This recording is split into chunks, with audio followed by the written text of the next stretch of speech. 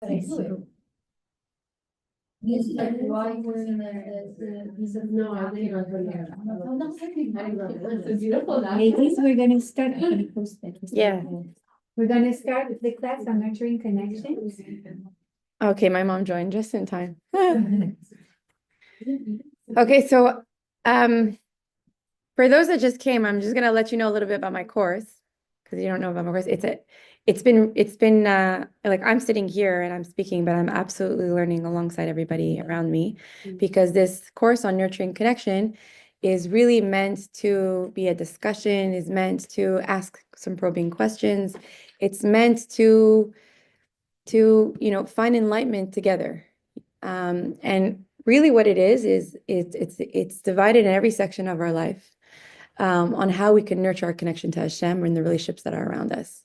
A lot of this idea and a lot of the learning is taken from Tanya, as well as Chassidus.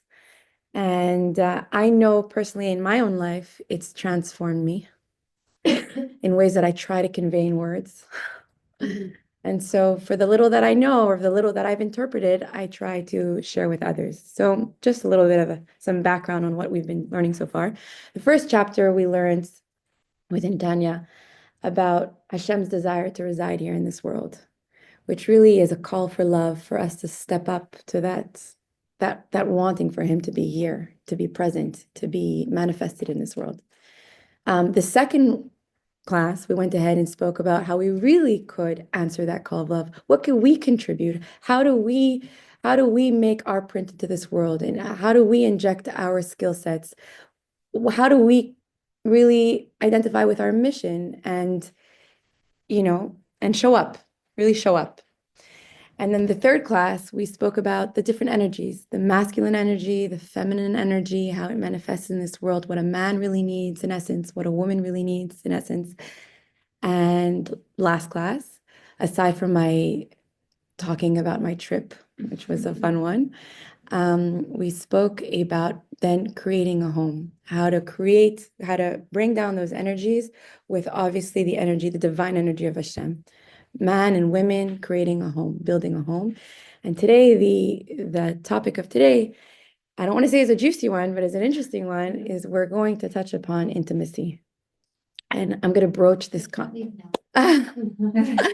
going to broach this very gently, and it's all very much in the lenses of Torah and Chassidut.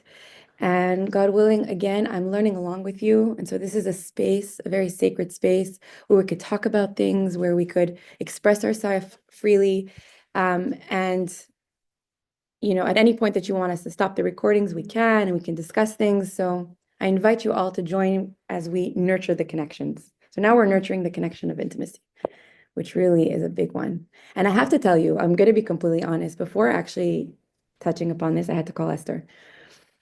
I had to call Esther and I said, listen, Esther, this is such an important topic, if not quintessential.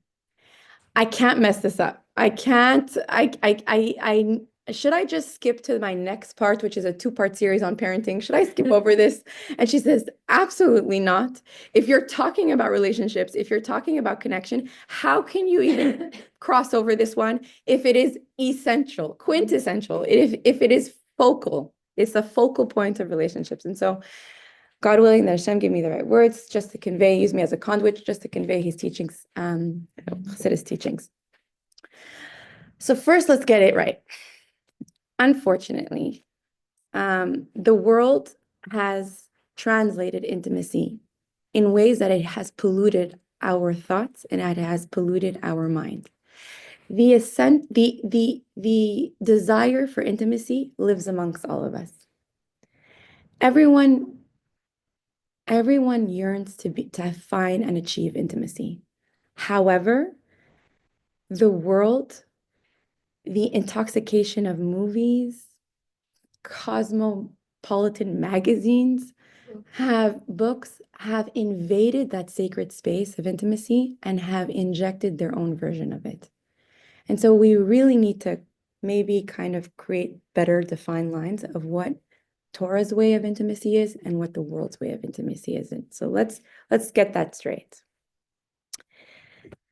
Unfortunately, we are flashed and exposed almost every single day. I can even tell you just to drop off my children, there are bulletin boards and a lot of distorting images of what intimacy is. Everybody makes it that you need to achieve it. And when the sexual revolution came ahead in the 1960s and said, we need to express ourselves, we need to free ourselves, are people really free? Have people become more free of this kind of understanding, or have they been more enslaved to it? Think about it. It's a desire that's never really been replenished, and it's never really been satisfied because it's a growing need. Get it right, do it right, feel this kind of pleasure, it's very polluted. It's very, very polluted. So much so that in some religions, it's a sin. In some religions, it's distasteful. It's, you're indulging in the sinful. Like celibacy becomes like heightened in some religion. But in Judaism, not only is it celebrated, it's a mitzvah. Pru, which is the first mitzvah of the Torah, be fruitful and multiply. It's celebrated from Hashem. It's commanded from Hashem. It's the essential of life.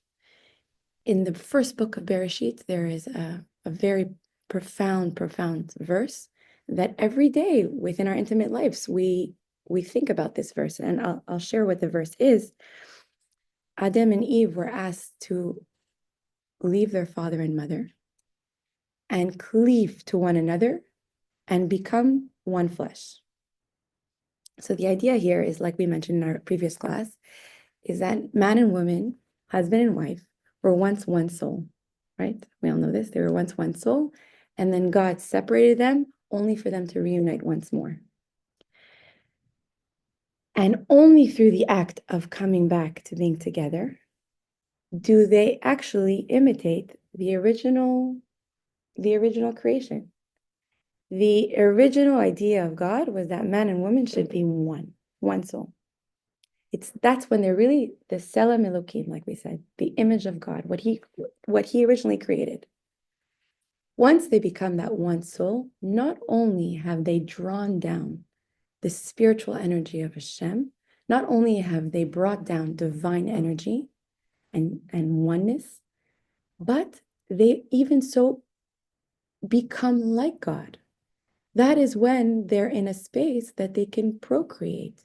It's the only experience that we are like God. It's the only experience that we experience godliness at its finest, right?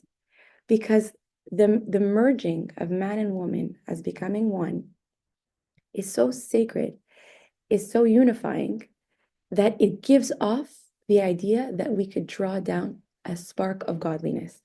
Imagine if everybody is a part of God, if everyone has a chelik Elokai mimal, right? If everybody has a piece of God, then how special is that men and women can actually draw God into the relationship, bringing a piece of God within another human being. We don't stop to think about this, but it's pretty powerful. I, alongside my husband, can draw down infinity, can draw down godliness with the sanctity of that oneness. Now, I have to pause and say that obviously this kind of act and this kind of sanctity requires marriage, right? The baseline is that it can only manifest itself in the relationship of a marriage. And so, obviously speaking, that any kind of act and relationship that is outside the context of a marriage can draw down that holiness that we seek to achieve.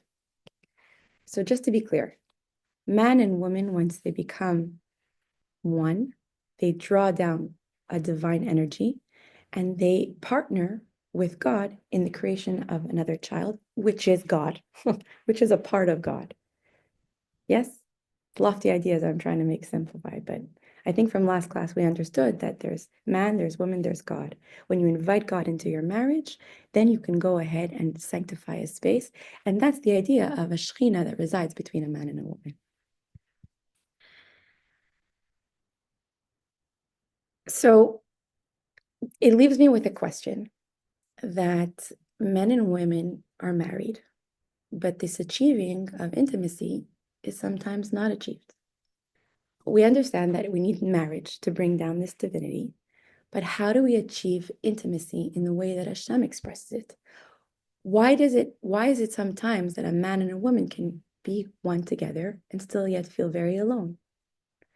And still yet feel like they haven't experienced that transcendental, the transcendental experience. Like it still becomes like it's still missing that experience that's supposed to transport us.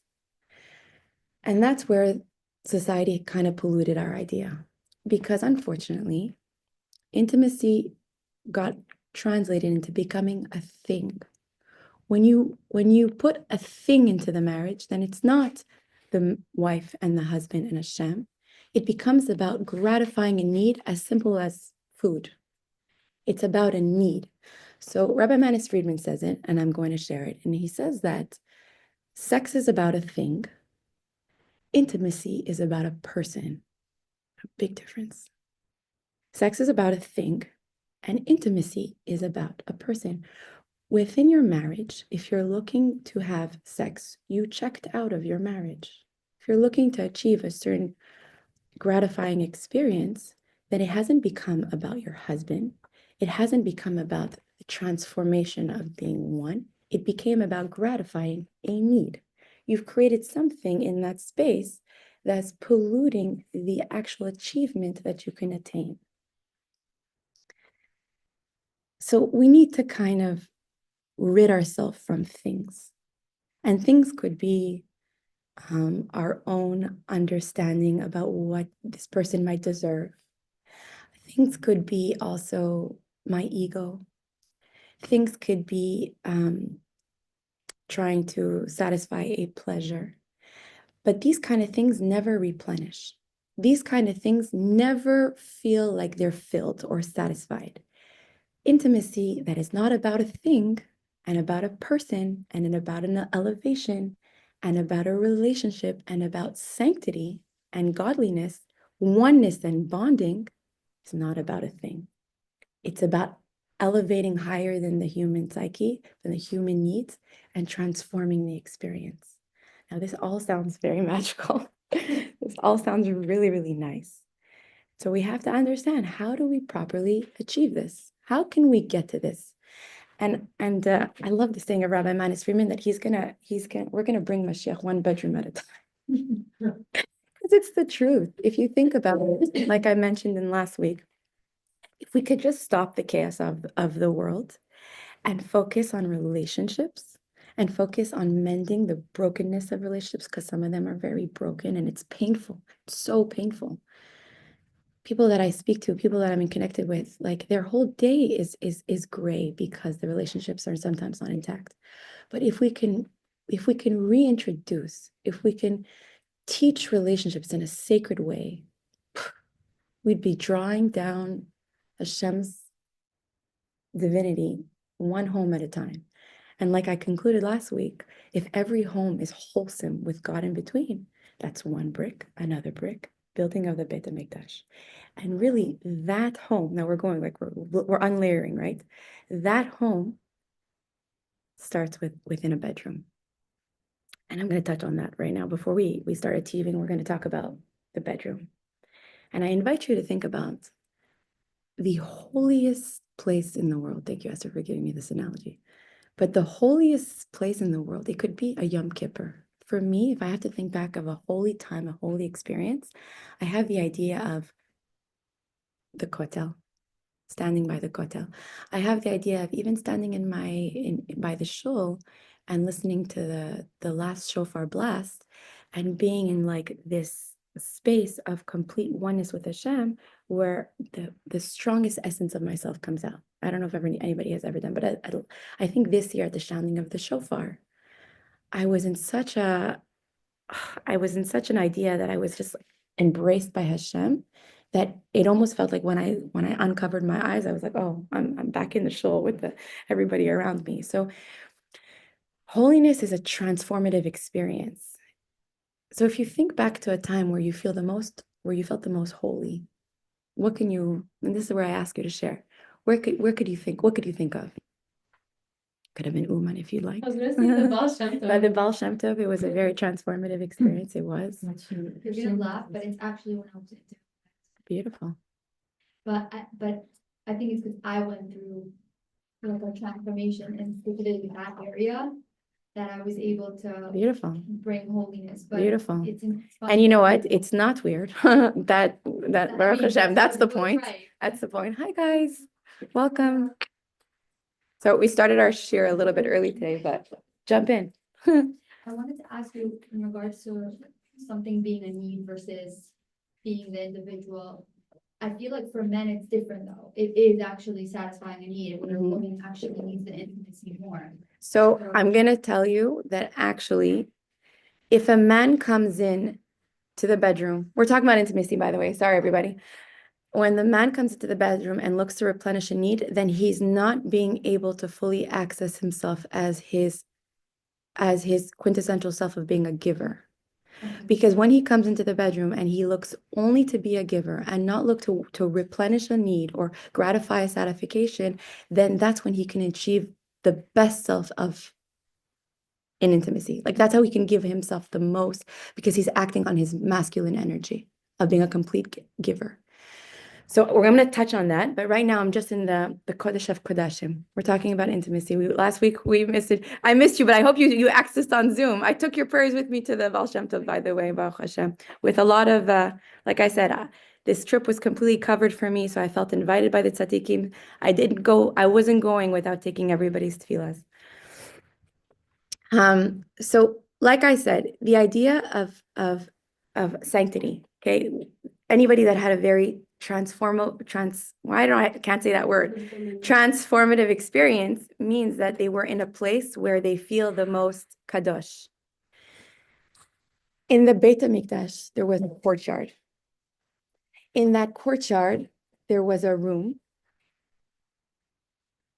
that is meant to be the Kodesh HaKodashim, right? That was the time that the Kohen HaGadol on Yom Kippur would enter that room, and he would go ahead and pray for Am Yisrael, and if he would come out successful, he'd have this brightness, this aura on his face. But if he did not succeed to getting the blessing of the Eretz Yisrael, he was so much so tied into a rope that they would pull him out in case he wouldn't gain the bracha for Eretz Yisrael. And the Kodesh HaKodashim is such a sensitive and such a holy place that even like they say, the eyelash would hurt the eye. It's such a makom of kadosh, of sanctity. And the Gemara goes ahead and tells us that this is the Kodesh HaKodashim, this place of sanctity is compared to our bedroom. Hi. Okay, everyone, Baruch Hashem, we're joining. The bedroom is in reference to the Kodesh HaKodashim. The bedroom is supposed to be a sanctified place that is so, so holy. Also, I want you to know that within the Kodesh HaKodashim, within this room, there was the Aron HaKodesh. It's almost like a, how would I say the Aron HaKodesh? It's like a... It's the closure, like a box. It's like a box. Within the box, there was the Aser Sedibros. There was the Ten Commandments, the tablets, and on top of that box, there were two figurines, male and female. Okay, so much so that we don't believe in statues, but God put two figurines that were a feminine energy, a masculine energy. And when the Romans went ahead and took over and found it, at that point, the holiness had dispersed and found it, they almost saw that these two figurines were hugging and embracing. So think about it. The place that is most holy to Hashem, the place that Hashem wants the most holy act on the most holy day, which is Yom Kippur, with the most holy man, the Kohen HaGadol, he decides to put two figurines, male and female, and put it that they should embrace, that they're even like, there's even a commentary say that they're having relations. So imagine when the Roman people come and see that, they say, well, this is the Jewish people, this is the holiness of people, and yes, we experience godliness the most. The experience of godliness that we might feel the most is within the intimacy that happens in the context of a marriage. And so when we approach our bedrooms, we need to approach it with a certain sensitivity, with a certain awe, with a certain idea that this is divine, that this is sacred, right? Just like well, I'm gonna touch upon it. So when we understand that this is a space of sanctity, then we check out everything at the door that is not kadosh. And this comes to explain the idea of the need and the intimacy of a woman. So we went back. So I just paused on understanding that our bedroom is kadosh. That's really where the intimacy is achieved. Now, how do we achieve this intimacy? How do we achieve this intimacy? I spoke about this bondness. I spoke about this closeness. I spoke about this idea of being one. Hi. Hi. I'm like, should I start again? Okay. Welcome. We're talking about a different version of the bees and the birds. I didn't hear this one, so let's go. Okay. So let's ask the question again. How do we achieve this intimacy? We all want it. We all want it. We want that our experience with our husbands be a transformational one. We want also to invite godliness. The point of a marriage is to invite godliness. The point of a home is to have the Shekhinah reside amongst both of us. So how do we achieve it? Because I said, very much so, you could be married and you have not achieved this level of intimacy, right? Because I mentioned that we're letting things get in the way. And like I mentioned, excuse my French, sex is about, got everybody's attention there. Sex is about a thing. Intimacy is about a person. You want to experience that person. So how do we achieve that? By accessing our feminine and masculine energy. There is no taking in marriage. Rid yourself from that idea. There is no, not even in any kind of context, is there taking in marriage. There is giving and there is receiving. A man, let's start with a man that can 100% give, 100% feel like there's no gratifying of a certain need. And he checks out of the door any kind of self-gratification, self-satisfaction, and only thinks that I am completely giving to my wife, has transformed from man to husband. A woman who surrenders 100% at understanding that he is my husband and I am creating a space for him to allow to give to me, to be a recipient at 100%, that means checking out of the door any judgment. Does he deserve? Does he not? We women tend to do that. We women tend to have, first of all, do I relinquish control completely? And I want to tell you a secret. Within intimacy, actually, the woman has so much more to do because what she needs to take, the space she needs to give, makes her so much more vulnerable than the man. I need to feel a sense of security and safety because I'm allowing you to completely take over within my space. You're coming into me. So I need to feel vulnerable. I need to allow for you to give that space without any reservation, without any hesitation. And I'm speaking up to women because we have that, because we are so much more vulnerable in that act. I can't think about what you said to me last time that maybe hurt me. I need completely to surrender to you for intimacy to completely be achieved, for godliness to completely be drawn down.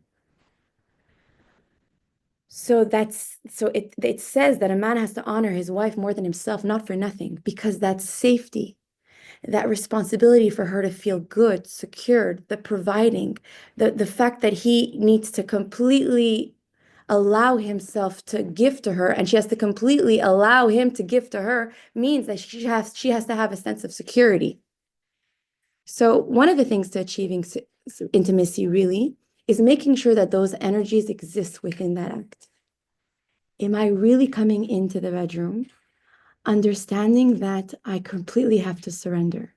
And in turn, a man should really be speaking to a Rav or speaking to his rabbi to completely come with the idea of completely giving to his wife without completely accessible to her. When both man and woman could achieve now a level of husband and wife, they have brought down the most godly experience that can ever be achieved in this world.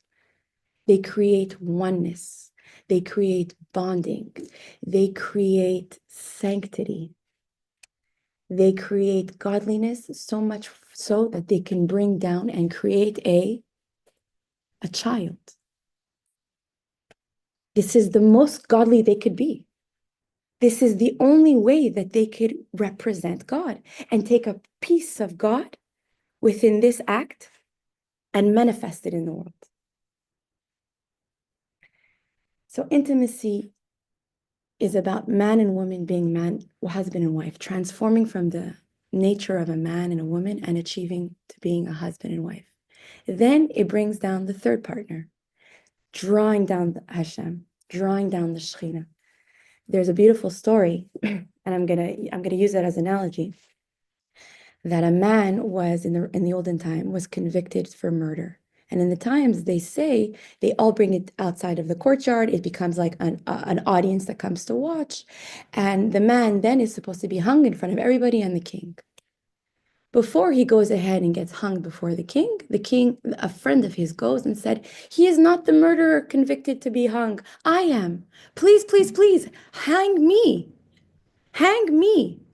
And then he sees the king is seeing at the courtyard these two friends bickering. No, I'm the murderer. No, I'm the murderer. No, I'm the murderer. And the king says, "I've never seen this before. Both of you love each other so much that you want to die for one another. This friendship I want to be part of. So you know what? No one dies here. Just what you've achieved, this level of love that you've brought into the world, please make me a part of it." And in some way, that's the idea of Hashem. When a husband and wife go so well at achieving this intimacy, achieving that level of love where they dissolve in each other, they're completely basked in one another. They're completely merged to being one, like they were originally, right? Because they originally are the same two parts of the same soul. When they can go ahead and achieve that, Hashem wants part of it. I want to be in that space. I want to be in that manifesting of love. And so intimacy, it's true, I couldn't skip on it for nourishing connection because it is really the quintessential idea of being like God. And for those God willing to be married, it's an experience that is really a transformative experience. It's not about the thing. It's not about everybody scratching and gratifying their needs. If we stick to that level of needing, then we stick to the 3 levels of pleasure, which, by the way, within that transcendental experience, still exists pleasure. It's actually a greater pleasure because it's not about my selfish need and replenishing my pleasure. It's about the dissolving of ourselves, elevating man and woman, elevating ourselves to being more than just me and more than just you and being one. So the pleasure is even greater and experienced also. You know, so many times I heard Rabbi Manis Freeman say to people in his audience, "What is a rabbi going to teach me about sex?" Well, if we're talking about sex, and we could talk, that's for maybe the cosmopolitan, but here I'm trying to achieve intimacy. Yes, at one level, it's a physiological act. It's a biological act, sorry. But that's one level of pleasure. Hasidus comes to talk about 3 levels of pleasure. One is like replenishing our need, like I'm hungry. My mouth really wants to eat something. My stomach is hungry. I eat food. And that's the lowest level of pleasure. The pleasure that we experience that are some like animalistic, you know, the same as an animal that needs to relieve himself, or the same way that an animal needs to eat. That's one level of pleasure. The middle level of pleasure is a pleasure that we find amongst our own personal characters. We like the arts. We find pleasure in maybe an art show or a comedy. We like to laugh. Within the characters amongst people or communities, we find a certain level of pleasure. And the third level of pleasure, the highest realm of pleasure, is when we can feel happy for another without our own calculations. When we can feel transform, when we can push away from our human body, our human level of intellect, and feel an amount of pleasure. That's the heaven pleasure that we're talking about in intimacy. And for that to really be fostered, and for that to really come out, Rabbi Simon Jacobson says that there's two things to intimacy: sanctity, which we touched upon, and I want to say discipline, but I like to call it like focus. It's more on a focus. If the goal is to achieve that intimacy that is transformational, that is about forgetting myself and becoming my husband and my husband becoming me, then there's certain things that could be a distraction to getting to that level. One distraction, if you'd like to say or not, are maybe cell phones, the TV in the room. How can we experience this level of transformation if we have that sort of distraction in the bedroom? And like we said, the bedroom is the Kodesh HaKodashim. It's the holiest place. You know, you don't put your cell phone by the kotel to say, oh, cell phone, read in my tefillas. You come and you give yourself to the kotel because you've come to a place of holiness.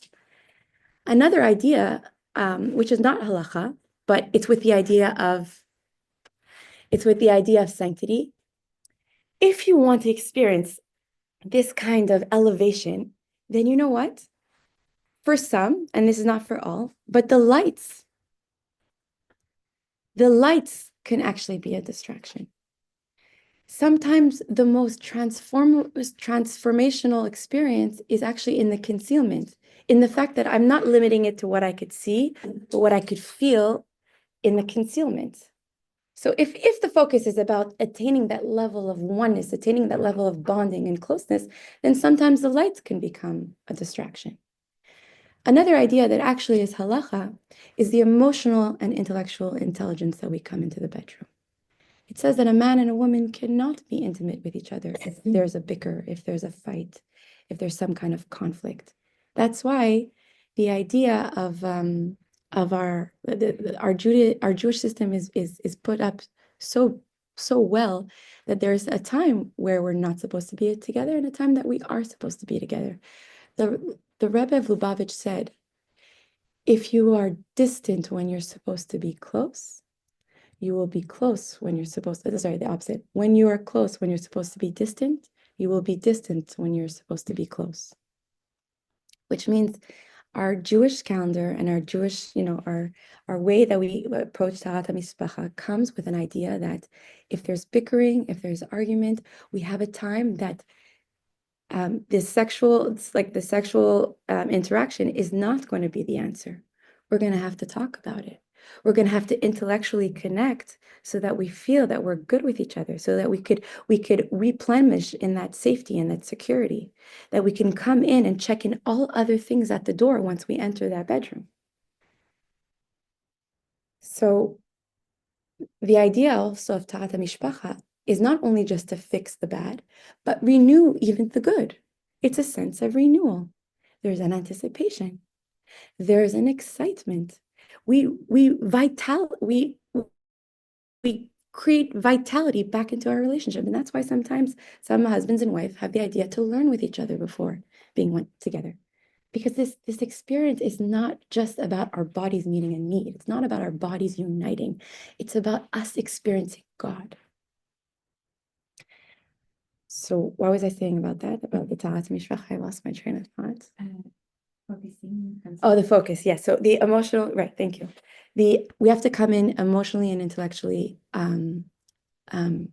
focused, meaning you have to come in with the love for your husband. He has to come in with the idea of completely being a giver to you. You have to come in with the idea of completely surrendering. There can't be any fighting. Also, and this is halacha, you can't be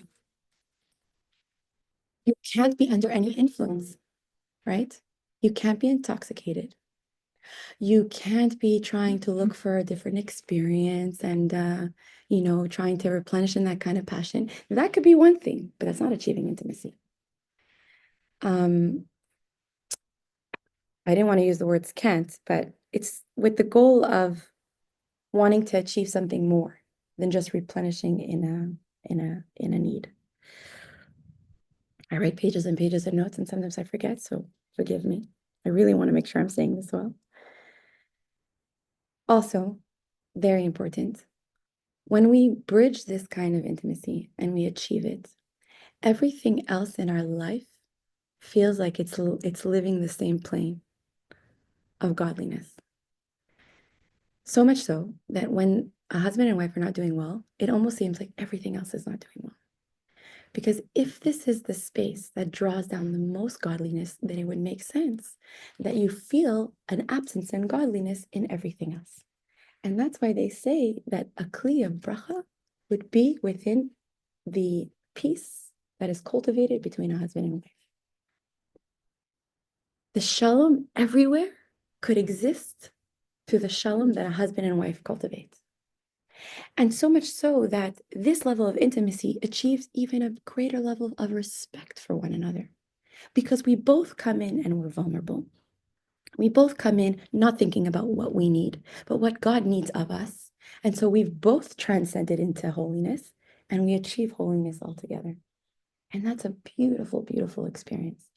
And to take it even a step further, which is really an introduction to my next class about parenting, the way we come into intimacy, the way we come into the bedroom, it says that the neshama of a child is firstly godly, comes from the source of God. So every child has godliness, and that's untouched. That we can't really change. But the garments of the soul, the garments of that child, the child was conceived with the thoughts that you have even coming into the bedroom. How powerful is that? If I have the goal of creating a child, and once I enter that bedroom and understand that it's Kodesh, if my thoughts are pure to completely be my feminine self and surrender myself and believe that this is going to be an experience where I feel I achieve oneness and closeness and bonding and sanctity and God, then I have now clothed that neshama, that child that could be born into that intimacy. I have clothed that child with so much protection, with so much godliness itself. Now, there is sometimes cases where you can find two very ordinary husband and wives that create a tzaddik in the world. That's because also the neshama comes, and this is Tanya in chapter 2, right? This is a neshama that came from the source itself.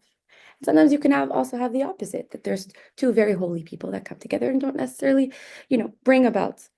But the idea here is that if we approach intimacy with the lenses of Kedusha, then we can approach our marriage to be a sanctified thing. And like I said last week, if you approach your marriage with sanctity, then the way you speak to your husband, the way the walls that listen to the conversations, everything becomes sensible towards Kedusha. Everything then draws down godliness. And it's so much easier said than done because we're very limited as humans. He did something to me that bothered me, that upset me. But the next time, and I use the example of my friend who she said that she went to Uman, but she went to Uman only to give her husband some time to finish that closet. She's like, oh boy, if I come home and that closet isn't done, I'm gonna give it to him. So I said to her, what's more important, your closet or cultivating the peace that you could have between your husband? It's perspective. Yeah, I guess the closet can wait because cultivating peace is so much greater. And it's a battle that I'm going to lose because my closet isn't done. But I surrendered to something greater that is a priority to every kind of blessing in my life. That refraining from criticizing, from getting to him, I better get him, I'm going to fight him on it. Oh, and I take it offensively. You're looking at how this is your own need that's not met.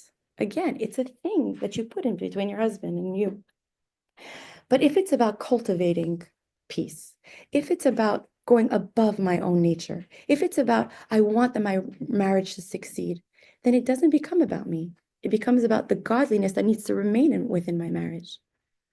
When we see God present there, everything else takes a shift. And I always say that the analogy of a husband, a child to Hashem is the best example, but Shabbat is the ultimate example that I put and I kind of conclude with everything. The most divine time, they say, actually it's written in the Jewish law. Is it in the Jewish law? Wait, I'll tell you. I wrote it down. The sages of the Talmudic law say that the best time to achieve intimacy happens to be Shabbat. Why is it Shabbat? Because Shabbat is a riddening of all the distractions. It's a time of complete absorption. When those candle lights are lit, it doesn't matter the chaos that happened before. You're now basking and absorbed in Shabbat. It almost takes you, right? You're transformed into Shabbat. Now you have access to a different neshama of Shabbat. If we would approach our intimacy the same way that we see Shabbat, 5:13 it is. Stop. Whatever chaos happening, whatever's cooked is cooked, whatever is cleaned is cleaned. And then we just replenish in Shabbat and we just ride that wave of holiness. If we could see our intimate life that same way and experience Shabbat within our marriage, how holy would that be? And like I mentioned last week, what does it mean, one flesh? The pasuk goes ahead and talks about one flesh, creating that divine image like it was originally. That means that when you create that intimacy, you bring about B'ezrat Hashem, a child. And that child is clothed through that intimacy and through his own experience in life. And again, when you inject in your marriage that there's godliness all the time, that child learns to understand that godliness exists. And then in chain, he's creating his own marriage. He's creating his own intimacy. He creates his own child. And slowly but surely, it's a binyeh b'de'ad, an eternal edifice, an edifice that chains into the reality of generation after generation after generation. So if we started approaching our marriage to think that I can have a ripple effect on the generations that come within me, it would feel like a bigger sense of responsibility of how we approach it, of how we are sensitive to the sanctity of it. And the other part of the pasuk, and I'll conclude with this, is they say you have to leave your mother and your father. Leaving your mother and your father makes you understand that a child is a taker. The child, when he is born, all he wants to do is take and take and take and take. But when that little boy becomes of marriageable age, he has to leave his mother and father and no longer act in a taker, and now have to be in the idea of a giver. Now has to be in the idea that his giving comes from love. Ahava comes from the root word of ahav, which means to give. So you have to leave the ideologies of being a taker. You have to leave the ideas of completely just looking to gratify your need. There are no things that exist between intimacy. Intimacy is achieved when a woman becomes a surrender, a husband becomes a giver, and holiness, closeness, bonding is made. And we experience God for what it is itself. And with that in mind, we could bring Mashiach, which, by the way, the last idea of giving, the last idea of intimacy is through the revelation of Mashiach. We will merit the final redemption when every home brings down godliness, when every bedroom brings down godliness, and we will bring Mashiach B'ezrat Hashem by changing it one bedroom at a time. Thank you. I would open to questions. Yes, please. I want to invite more people to also to share with me in this, because Esther also, by the way, she studied intimacy. I'm going to say it for you. Yeah, she studied intimacy for a year and a half. Imagine a year and a half every day talking about how to achieve intimacy. So when I first called her and I asked her, what are the once a week? Doesn't matter. For a long time, that's a long time. It's so important because it's so distorted today, unfortunately. Marriages are sometimes in a crisis.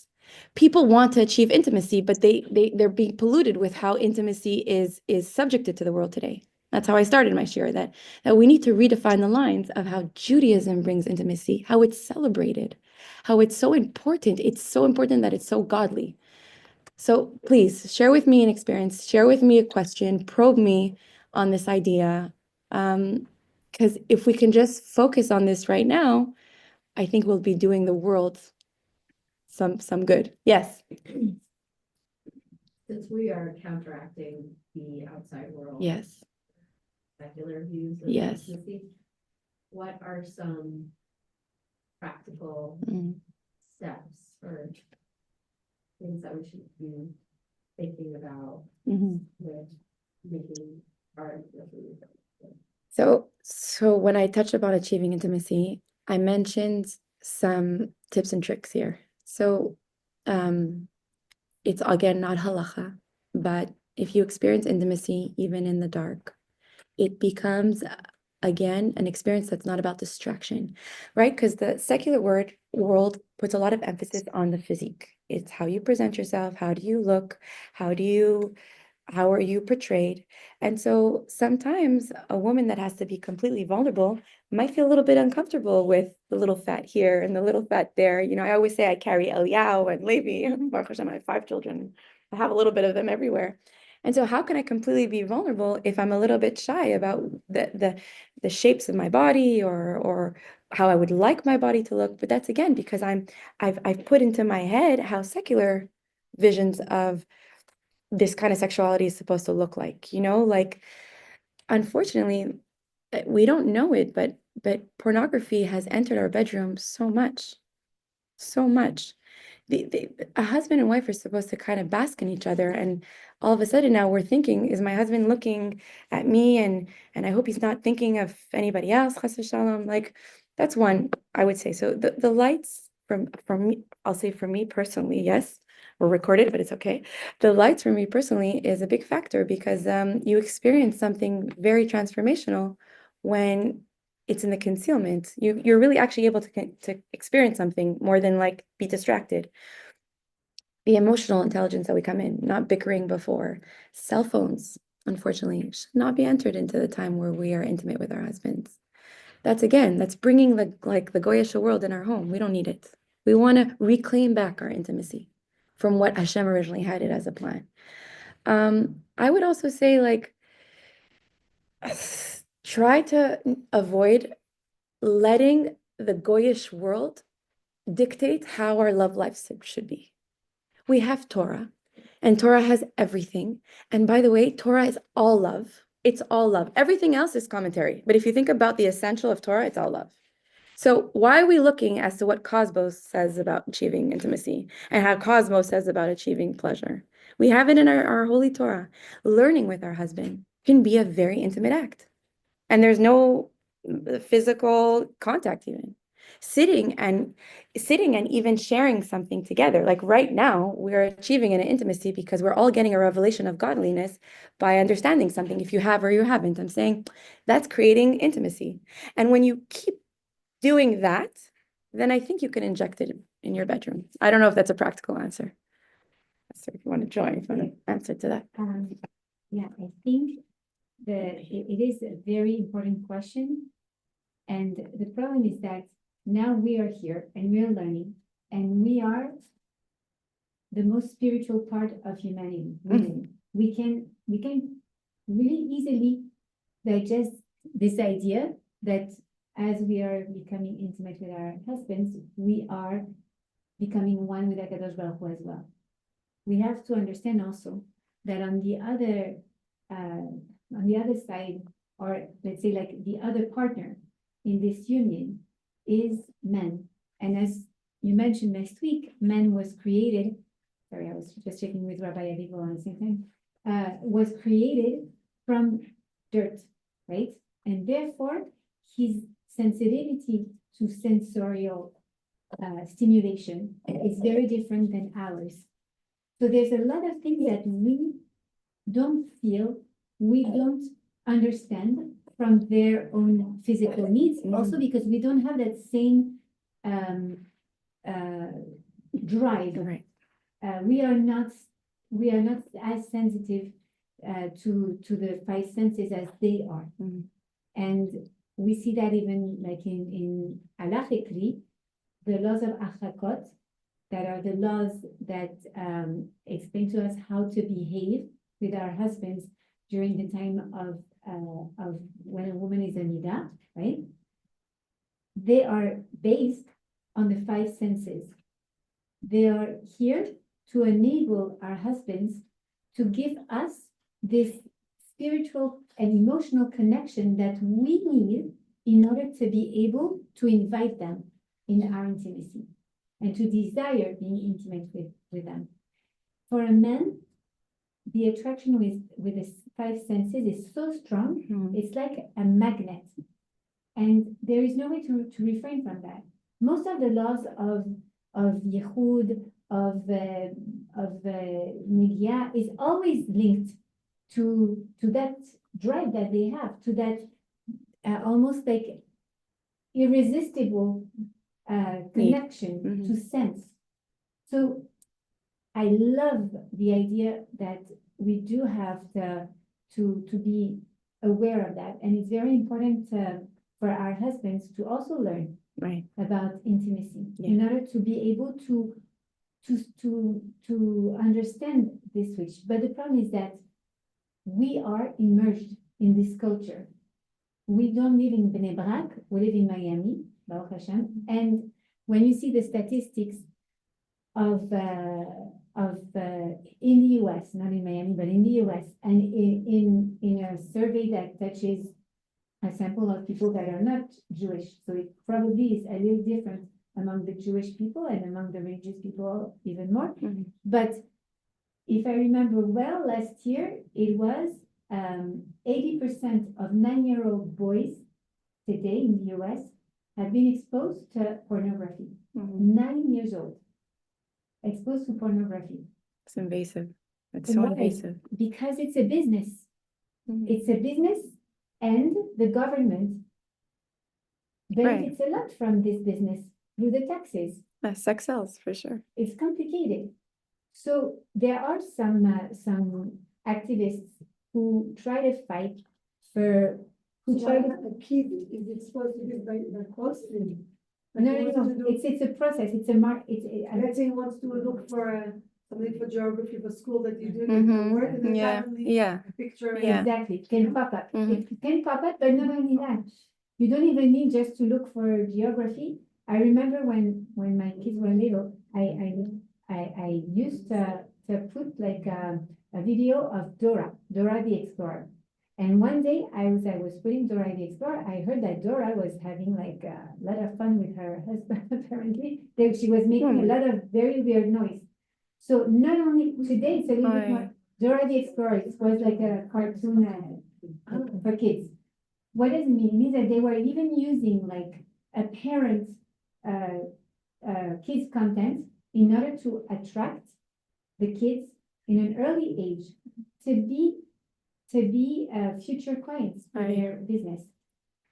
There's a lot of activists who put pressure on the government for them to do like Denmark. Denmark has per default all the computers, all the devices come with a parental control, and they cannot get into those access this type of content. But you have to, if you want to access that type of content, you have to unlock it, right? The problem is that in most countries, the government do not accept that. Why? Because it's a lot of money. The pornography business is a huge deal for. I mean, it's threatening our very innocence, right? Exactly. It's threatening our the thing is innocence. that imagine a boy 9-year-old who is an innocent person, right, falls into this type of content. And usually they explain on one of the training that I did during that intimacy training, they explain to us that what they do is not just post like a content of, I don't know, like a romantic scenery. It's usually something that is going to shock them, something very violent. Why? Yeah. Why? Because they want to shock them. Because if the boy who is starting at 9 years old to have the hormones working, right? He's going to have this visual that is both violent, but at the same time, he had maybe like a reaction, an arousal. The the complexity of that feeling being aroused by something shocking is going to impact him, and he will want to check for more, just to make sure that he's a good person or not a good person. And it's going to create a form of need in that child. And it's terrible to think that we live in a society, and girls do get also targeted, but maybe a little bit less than boys, but they do get targeted also. But it's we're very religious school. They don't allow internet. They don't allow internet, so I'm gonna tell you something. Here, of course. you Yeah, but it don't have doesn't internet. matter, like, a lot of No, our kids you aren't don't. religious school, they No, still no, you don't have obviously. internet. it's get Inter exposed. SMS, you don't have access to internet. You cannot, Inter Skype, for instance, where my boys No, are. but they You don't don't have at home, like these families. Yeah, They don't Okay, even, you're the parents supposed- are not allowed, like. I know, but you They're have- safeguarding. You Yeah. sign a paper, for instance, Inter Skype, you sign a paper that at home, you don't Filtered. have like internet without parental control. Everything should be tagged. Then people do not always respect Yeah. that, you know? Also, like you tag your computer, and then maybe your child will know how to untag it. And the problem is not only them, that you are in a place where sexuality is everywhere, everywhere. everywhere. Right? Yes. So it's complex. Why? Because men are so sensitive to that now if you come and you have this narrative, like we are elevating ourselves and everything, it's beautiful, but they have to be Educated, yeah. and also we have to know as women how to understand and make space for their reality. Right. Because their reality is not ideal. Mhm. And the reality we live in is not ideal. And we have to make space for that, embrace that. And also use that as a tool. If Akadosh Baruch Hu made it happen under this path of impurity, let's use that and elevate it. Mhm. Meaning that we have to understand that there are two parts in intimacy. There is two moments in the mitzvat onah, in what we call intimacy. There is the part that is called the foreplay, right? And then there is the part that we call the biyah. And the biyah is when there is the act of oneness. The man becomes one physically with the wife through his masculine anatomy. Okay, okay. I don't know if it's clear. Yeah. Since The biological act, yeah. Okay. And why is it so different? Because during the foreplay, we can use all those how to say, like all those art comment on peut dire. The level of connection is not exactly the same. What Sarah described as the moment of concentration, this is especially during the biyah. Mhm. But if the man, for some reason, needs to see, needs to play, needs to be in different position, in different places, why? Because his imagination has been stimulated, right? Mhm. In that case, during the moment Mhm. beforehand, this is totally possible. We have to know that in the Gemara, Yeah. there are many discussions and about intimacy. And the topic of intimacy is a Torah topic. It's not like we're not speaking about Dirty things like Exactly. the world has made it to be. exactly. But And it has it's- perverted our version of achieving true intimacy 100%. And even at the time of the Gemara, they discussed about is it possible to do this and is it Mhm. possible to do that? Mhm. And we have to understand that if the husband and the wife both Concur. concur, Yeah. love each other, agree to be together, and it's in the direction of oneness, and there is no zera levatala, in that condition,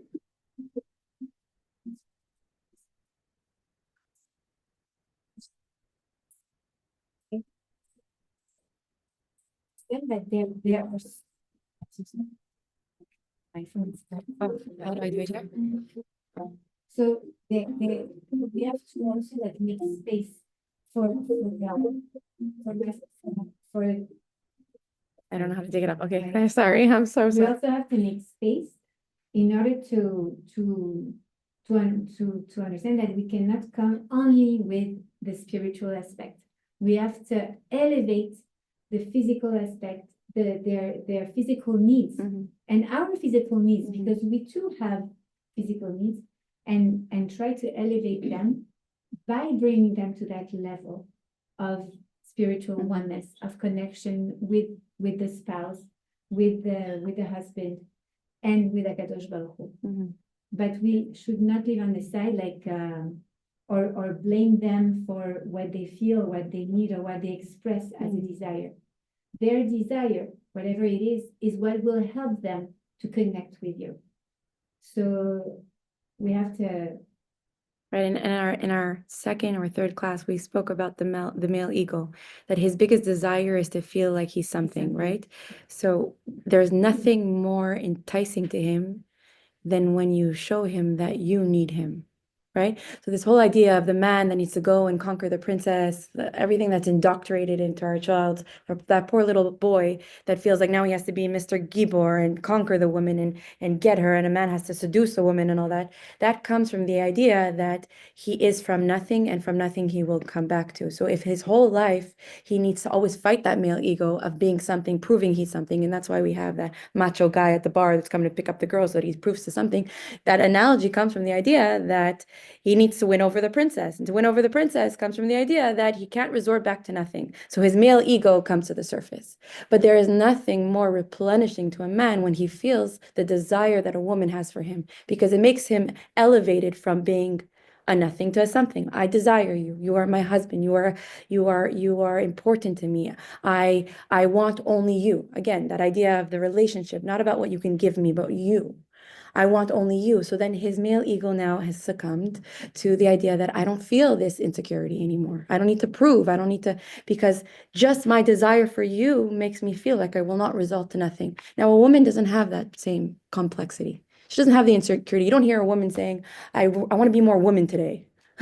We don't have that insecurity because we come, if the lowest that we can be is not a zero, is a one. Because we come from bone, we come from something, we can never resort to something. A woman that is in an abusive relationship that says, it really feels like nothing, she's feels an injustice. Her problem is like, I'm not supposed to feel like nothing and I'm feeling like nothing. Why? Because again, that's not her insecurity. Her insecurity is that I am something, now appreciate me for what I am. Make me feel safe by, if I'm surrendering, make me feel safe by making me feel like I count something for you, that you appreciate me, that you care for me, that you only want to give to me. You understand? But back to this idea, is that it's completely perverted that society has come into our life and told that little boy that he needs to conquer the princess, win over the princess, come off his white horse. It's fusing the male ego, which really the biggest mala for a male is to trash the male ego. Understand that I come from nothing, and that's when I really become something. That's why a man needs to have a Rav. Why does it say a man has to have a Rav? Because he needs to look up to somebody that is stronger than him, wiser than him, understands life better than him, and crushes the male ego. And that's when he can experience his most manly self.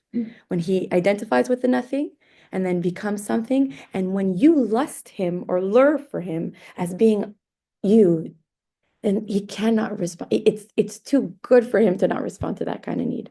So really, we evoke the need. We actually entice the need by creating space for him to be. Yes. Oh. There's a big issue nowadays that I see, I mean, at least for me and also for the client that I see, is there's a lot of hormonal imbalances for the woman. And that comes in the form of, the microplastic, the xenoestrogens, the birth control, everything that we're taking, right? We have a doctor So here. I'm She's getting- totally understanding. Every other year. And I've had back-to-back, 3 kids, Baruch Hashem, but now I'm like, okay, like I'm taking my birth control. There's no way I need something that's like 100%, effective. And so now I'm stuck in this hole where I have to be taking hormones. It lowers my libido by a lot, Wow. like dramatically, and there's nothing I can do about it. So it's like you're kind of stuck. Cause I know that like it can affect the intimacy in the relationship, because if you don't want something. Right, And you have to kind of force yourself, that affects the energy, and your husband knows, and. right.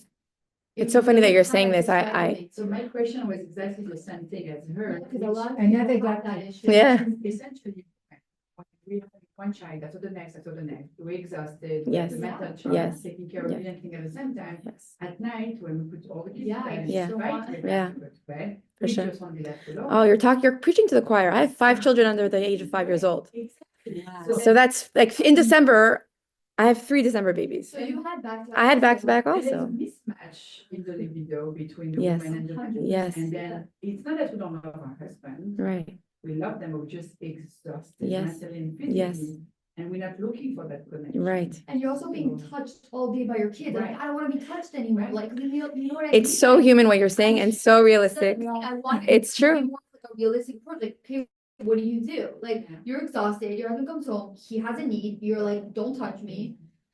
So then what are you doing? Like, are you supposed to force yourself? Cause then that's also. Well, first of all, you're not. If 2 people are not consenting to the act, then it actually is logically not No, right to one do it, is right? yes, Eh. So okay, so I want to tell you, I'm living this reality as well. sure. I'm really living this reality as well, so much so. Yeah. Yeah, I'm gonna pause. I was gonna say, don't record it. Hold on, I'm gonna, yeah, so that this could feel